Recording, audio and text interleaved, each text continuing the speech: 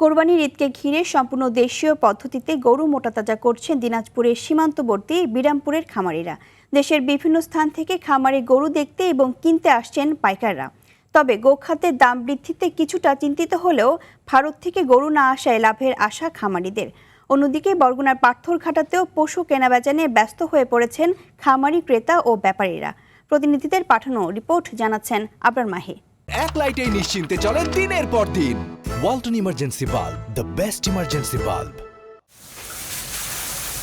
দিনাজপুরের বিরামপুর সহ আশপাশের বিভিন্ন এলাকার খামারিরা দেশীয় পদ্ধতিতে গরু মোটা তাজাকরণে ব্যস্ত সময় পার করছেন।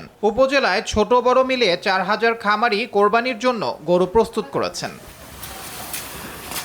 তবে গোখাদ্যের দাম বেশি হওয়ায় গরু প্রস্তুতে বেশি ব্যয় হয়েছে দাবি খামারিদের। এখানে দেশি এবং শাহিয়াল জাতের গরু আছে, সবই মোটামুটি মিডিয়াম জাতের গরু। ন্যাচারাল এবং দেশি খাবার শুধু খাওয়ায় এগুলোকে। এগুলা ভুট্টা, গম, খোল, তারপরে মসুর ডাল, বাংলা খিলান খিলাই, আমরা ইংরেজি খিলান খিলাই না। দামে দরে যদি বনে তাহলে আমরা এখান থেকে গরু নিতে পারবো আর কি।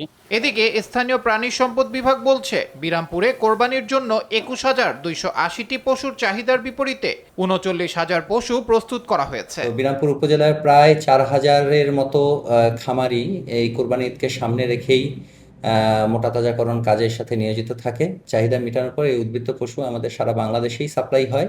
অন্যদিকে চলতি বছর পাথরঘাটায় কোরবানির পশুর চাহিদার চেয়ে সরবরাহ বেশি। খামারিদের দাবি, দেশে যে পরিমাণ গবাদি পশু হয়েছে তা দিয়ে কোরবানির চাহিদা মেটানো সম্ভব। পাশাপাশি লাভের আশা করছেন তারা। সবগুলাই ন্যাচারাল পদ্ধতিতে খাবার দাবার চলতেছে। ন্যাচারাল পদ্ধতিতে এই গরুগুলা এরকম স্বাস্থ্যবান হয়েছে। যদি কোরবানির বাজার ভালো থাকে তাহলে আমাকে আরো লাভবান হবে। আধুনিক প্রযুক্তি ব্যবহার করে গবাদি পশু লালন পালন করা হচ্ছে বলে জানান এ প্রাণী সম্পদ কর্মকর্তা। আধুনিক প্রযুক্তি, উন্নত রেশন ফর্মুলেশনের মাধ্যমে এবছর খামারিরা কোনো প্রকার রাসায়নিক দ্রব্য ব্যবহার না করে এবং ক্ষতিকর কোনো প্রকার কেমিক্যাল ব্যবহার না করে গবাদি পশু হৃষ্টপুষ্ট করছেন। আবরার মাহি, RTV।